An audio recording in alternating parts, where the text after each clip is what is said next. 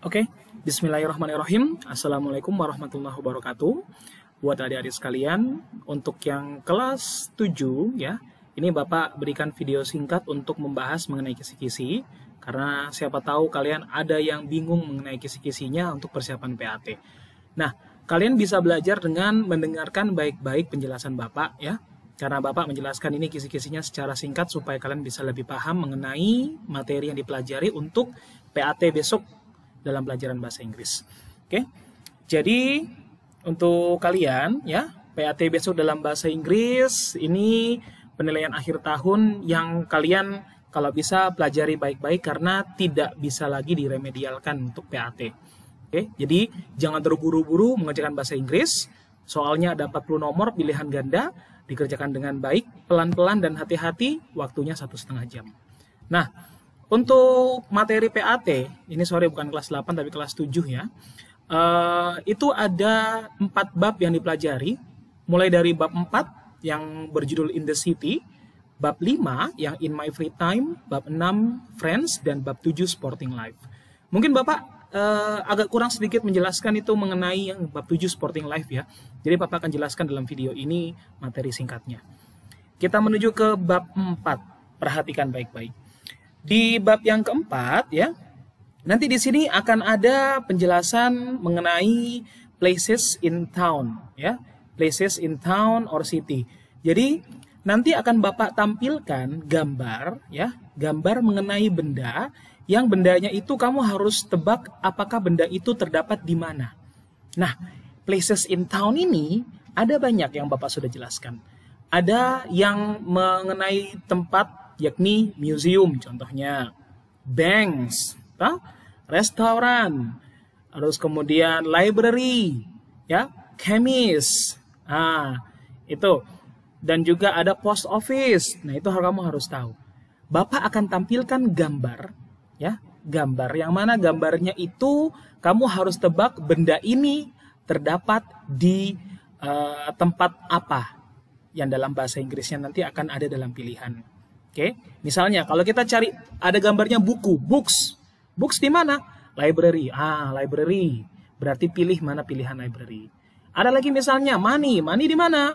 Banks. Oh, pilih yang mana banks. Seperti itu. Oke. Yang kedua, ada nanti soal yang akan Bapak munculkan dengan penggunaan kata there are dan there is dalam kalimat positif.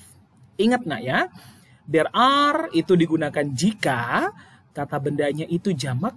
Apa itu jamak? Jamak maknanya lebih dari satu. Kalau there is, itu jika kata bendanya yakni tunggal atau hanya satu. Jadi kamu harus lihat soalnya nanti dan lihatlah kalimat tersebut kata bendanya tunggal atau jamak. Untuk memilih jawaban yang benar, there are atau there is. Gitu ya. Nah, kalau yang berikutnya, ada kalimat rumpang penggunaan there aren't and then there isn't. Kalimat rumpang itu maksudnya nanti ada kalimat terus ada bagian kosong. Jadi kamu lihat mana jawaban yang benar. Sama juga there aren't sama there isn't ini bentuk kalimat yang negatifnya. Caranya untuk menjawab juga kamu harus lihat kata bendanya jamak atau tunggal. Ya, kalau jamak lebih dari satu biasanya ada kata any, ada kata some. Atau kata bendanya menggunakan akhiran S. Misalnya buah fruit jadi fruits, gitu ya. Misalnya pulpen pen jadi pens. Oh, berarti dia lebih dari satu. Tapi kalau dia cuma satu, biasanya menggunakan kata ya, atau an yang artinya sebuah, atau kata bendanya tidak ada S-nya, gitu ya. Yang berikutnya ada di sini untuk kalimat rumpang yang menggunakan kata are there sama is there. Nah, are there sama is there ini untuk kalimat tanya. Penggunaannya pun sama. Are there untuk yang jamak, is there untuk yang tunggal. Karena hanya ini kalimat tanya, jadi kamu lihat kalimatnya. Dia ada tanda tanyanya atau tidak. Kalau ada tanda tanyanya, menggunakan are there atau is there. Dan lihat sekali lagi kata bendanya. Tunggal atau jamak. Oke? Yang kelima, disajikan kalimat rumpang penggunaan some and any. Bapak jelaskan sekali lagi. Some dengan any penggunaannya bukan lagi tunggal sama jamak. Tapi dari kalimatnya positif, negatif, atau tanya. Kalau kalimatnya positif, tanpa ada kata not, berarti menggunakan kata some untuk menyatakan bahwa dia lebih dari satu. Kalau kalimatnya negatif dan kalimat tanya, maka menggunakan kata any, gitu ya. Jadi dilihatnya dari kalimatnya positif, some, negatif, any, kalimat tanya juga any, gitu ya. Next, ada preposition place. Preposition of place ini nanti Bapak akan sajikan gambar peta. Perhatikan, gambar peta itu nanti misalnya ada bank yang bersampingan dengan sekolah. Bersampingan apa bahasa Inggrisnya? Next to. Nah itu. Ada lagi, kalau misalnya ada perpustakaan letaknya di sudut jalan. Sudut bahasa Inggrisnya apa? In the corner of. Nah itu. Terus, kalau di depan, apa bahasa Inggrisnya? In front of. Kalau posisinya berbelakangan, behind. Nah, itu. Jadi itu yang harus kamu perhatikan mengenai preposition of place ya. Nanti dilihat gambarnya. Ada nanti gambar peta mengenai map sebuah kota bersamaan dengan nama-nama tempat dalam kota. Oke. Nah, yang berikutnya lagi, Bapak menuju ke bab yang kelima, in my free time. Bapak akan nanti tampilkan soal pertama mengenai aktivitas di waktu luang. Jadi nanti Bapak akan memberikan gambar, kira-kira gambarnya itu apa? Siapa tahu kalau ada gambar kaki dengan bola, oh berarti playing football. Ada gambar orang sedang lihat TV, oh berarti watching television. Nah, jadi dari gambar itu kamu harus menebak mana aktivitas yang dalam bahasa Inggrisnya sama seperti tampilan gambar. Oke. Selanjutnya ada kalimat rumpang mengenai present simple yang positif. Present simple itu dia menggunakan kata kerja bentuk pertama. Jadi jawabannya nanti kamu pilih mana yang menggunakan bentuk pertama. Ingat, ada yang verb bentuk pertama tambah S, ada yang tidak pakai S. Apa bedanya? Yang pakai S, ya, itu kalau misalnya subjeknya adalah she, he, it. Itu, atau kata benda yang disebutkan dan bersifat tunggal. Oke? Misalnya, she, perempuan misalnya ya. Kalau she ketemu kata kerja go, bukan go tapi goes. She goes to school. Karena she-nya kita ganti dengan nama orang. Misalnya Cindy. Cindy ada berapa? Tunggal. Berarti Cindy goes to school. Seperti itu. Tapi kalau dia tidak memiliki bentuk yang tunggal, dia pakai misalnya I, you, they, dan we, maka verb satunya tidak pakai S. Atau dia menggunakan kata benda yang jamak. Ya. Misalnya I go to school. You go to school. Atau dengan menggunakan kalimat yang dia jamak, misalnya Andy and Mark go to school. Itu tidak perlu menggunakan S kata kerjanya. Berikutnya, nanti ada kalimat acak mengenai present simple positif. Jadi kalimatnya itu kamu harus susun, ada angkanya. Angka pertama, kedua, ketiga. Bagaimana cara menyusunnya? Ingat, subjek di depan. Setelah subjek, ada verb, kata kerja. Setelah verb, baru objeknya dipilih yang mana. Oke? Baru kemudian komplement itu kata pelengkap, bisa keterangan tempat atau keterangan waktu. Susunan kalimatnya seperti itu. Pilih dulu subjek, duduk di depan, kata kerjanya di tengah, objek sama pelengkapnya di belakang. Oke? Next, ada present simple negative. Present simple negative menggunakan kata don't dan doesn't. Kapan digunakan don't? Sama seperti present simple positive. Don't tidak ada S-nya. Maka subjek yang digunakan I, you, they, we, dan subjek yang bersifat jamak. Tapi kalau doesn't ada S-nya, maka dia menggunakan she, he, it, dan juga kata benda yang bersifat tunggal. Itu ya. Jadi dia tambah kata don't sama doesn't sebelum menulis kata kerjanya. Next. Kalau kalimat percakapan pendek, jadi nanti ada percakapan, Kamu pilih mana jawaban yang tepat untuk present simple. Question, bentuk pertanyaan. Kalau bentuk pertanyaan, nak, posisinya dibalik. Jadi dia menggunakan kata do, tapi do-nya di depan subjek. Misalnya, do you understand? Do dulu kan baru you. Ya, bukan lagi subjek duluan, tapi do duluan. Ada lagi misalnya, does she understand? Does dulu ditulis. Jadi kalau kalimat percakapan, nanti dapati yang membuat pertanyaan, do atau does-nya ditulis di depan duluan. Baru kemudian diikuti oleh subjek. Oke? Selanjutnya ada adverb of frequency. Adverb of frequency itu adalah kata keterangan intensitas, seberapa sering dilakukan. Ada always. Always itu paling tinggi ya, selalu artinya, tidak pernah lewat. Misalnya kalau kamu sholat terus, alhamdulillah 5 waktu tidak pernah lewat, berarti always. Often, sering. Sering itu berarti bukan berarti setiap waktu kamu lakukan. Sering itu berarti banyak kali. Misalnya, saya sering sekali makan daging. Oke, often. Sometimes, kadang-kadang. Ya, kadang-kadang itu berarti kadang dilakukan, kadang tidak. Never, never tidak pernah. Nanti soalnya akan ada kalimat yang menyatakan kegiatan yang dilakukan. Kamu pilih. Dari kalimat itu, maknanya kalimat itu dilakukannya itu selalu, seringkah, kadang-kadang, atau tidak pernah. Jadi pahami kalimatnya. Oke? Selanjutnya di bab yang ke-6. Nah, yang di bab ke-6 akan dapat kalian lihat nanti ada teks yang berkaitan mengenai real friend. Atau teks yang isinya mengenai teman. Nah, Bapak kasih tips and trick sedikit. Kalau kalian mendapati soal mengenai teks, cara menjawabnya adalah lihat baik-baik kalimat soal, cari tulisan kalimatnya dalam teks. Dan kalau kamu sudah dapat kalimatnya dalam teks, cocokkan dengan yang mana yang ada dalam pilihan. Ingat, jawaban yang benar itu jawaban yang termuat tulisannya dalam teks. Jadi kalau kamu tidak tahu artinya, cari yang mana kalimat yang termuat dalam teks. Itu jawabannya.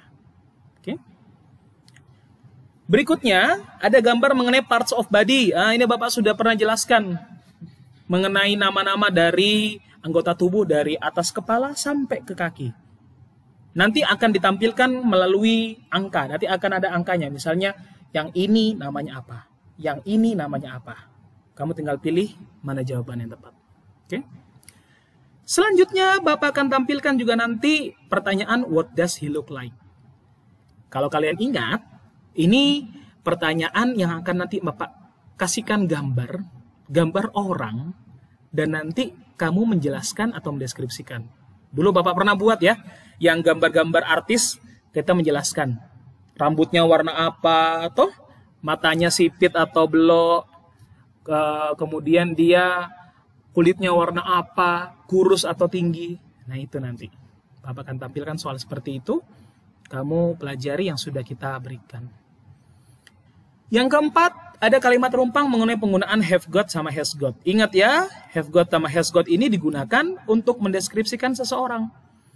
Have got, has got itu digunakannya kalau have got untuk subjek I, you, they, we, dan subjek yang kata bendanya jamak. Kalau has got, she, he, it, dan subjek yang kata bendanya tunggal. Kalau sebuah nama cuma satu orang berarti tunggal, berarti has got. Jadi cara menjawabnya, lihat subjeknya, tunggal atau jamak, atau ayu dewi, atau she, he, it. Itu ya. Selanjutnya ada lagi mengenai penggunaan have got dengan has got dalam kalimat negatif. Kalau kalimat negatifnya nanti has got sama have got-nya ditambahkan dengan tambah not ya. Tambah not. Jadi have not got atau has not got. Caranya sama. Ya, dilihat dari subjeknya. Subjeknya Ayu Dewi pakai have got, dan jamak juga ya pakai have got. Kalau she, he, it pakai has got, dan subjek yang tunggal juga menggunakan has got. Yang keenam, have got dengan has got dalam kalimat tanya. Bagaimana kalau have got dengan has got dalam kalimat tanya nanti akan duluan have-nya sebelum subjeknya. Misalnya, have she got beautiful eyes? Sorry, bukan have she, tapi has she got beautiful eyes? Have they got nice hair? Penggunaannya sama seperti yang di atas ya, cuma penggunaannya dalam kalimat tanya. Dan nanti juga ada disajikan kalimat mengenai penggunaan have got dengan has got dalam kalimat positif, juga sama seperti yang ada di kalimat atas. Ingat, have got untuk subjeknya I, you, they, we, dan kata benda yang jamak, has got untuk yang she, he, it, dan kata benda yang tunggal. Oke? Last but not least, yang terakhir, Bapak akan tampilkan nanti teks bacaan mengenai sporting life. Sporting life itu nanti akan ada teks yang berbicara mengenai olahraga. Ingat, cara menjawabnya, lihat pertanyaan, cek kata-kata dalam pertanyaan yang ada dalam teks. Terus kalau sudah dapat, sesuaikan kalimat yang kamu dapati dalam teks dengan yang ada dalam pilihan. Ingat, jawaban benar adalah jawaban yang kalimatnya terdapat dalam teks. Itu kata kuncinya.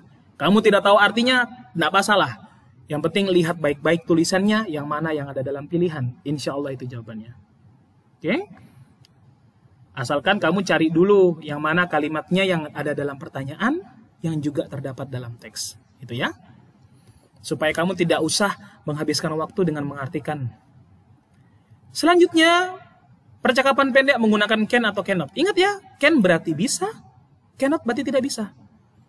Kalau dia mengatakan misalnya, hey, saya tidak pintar berenang, berarti I cannot swim.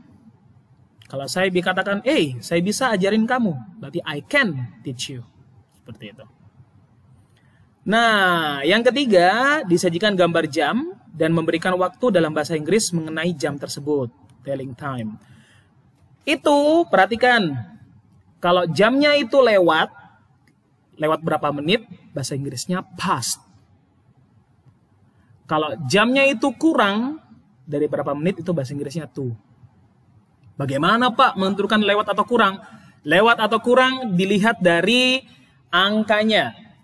Kalau angkanya dalam jam itu menunjukkan jarum panjangnya dari angka 1 sampai 6, maka disebut lewat, past. Tapi kalau dia menunjukkan dari angka 7 sampai dengan angka 12, angka 7 sampai 11 ya, maka dia kurang, to. Dan kalau misalnya lewatnya 15 menit, bahasa Inggrisnya quarter. Kalau dia lewatnya 30 menit, maka bahasa Inggrisnya half. Ya, itu. Selanjutnya ada preposition of time. Preposition of time ini menggunakan kata in, on, dengan at. Pak, apa sih bedanya in, on, dengan at? Bedanya, in itu menyebutkan waktu yang umum. On lebih khusus lagi. At paling khusus. Contoh, kalau mau menyebutkan tahun, menggunakan in. In 2021. In 2020. Itu tahun pakai in. Kalau mau menyebutkan bulan, dengan tanggalnya, pakai on. On June 10. Oke? Ada lagi, kalau mau menyebutkan jam, baru pakai at. At 7 o'clock. At 2 o'clock. Nah, itu baru pakai at. Nah, terakhir, menyebutkan ordinal number dalam penyebutan tanggal. Nah, Bapak kasih tahu, dalam bahasa Inggris yang asli dari British, penyebutan tanggal itu sama seperti penyebutan tanggal dalam bahasa Indonesia. Oke? Jadi dalam bahasa Indonesia, penyebutan tanggal itu dia menggunakan sama dengan bahasa Inggris. Caranya bagaimana? Caranya disebutkan dulu tanggalnya. Tapi sebutkannya misalnya, tanggalnya tanggal 1. Berarti dia bukan one, tapi first. Karena tanggal 1 biasanya ada ST-nya ya. 1 ST, first. Terus habis itu menyebutkan bulannya. Misalnya tanggal 1 Juni, berarti 1st of June. Seperti itu. Jadi penyebutan tanggal dalam bahasa Inggris yang asli dari British itu bukan bulan dulu baru tanggal, tapi tanggal dulu baru bulan. Oke? Sekian untuk kalian, ingat baik-baik untuk belajar ya. Saya akhiri. Wassalamualaikum warahmatullahi wabarakatuh.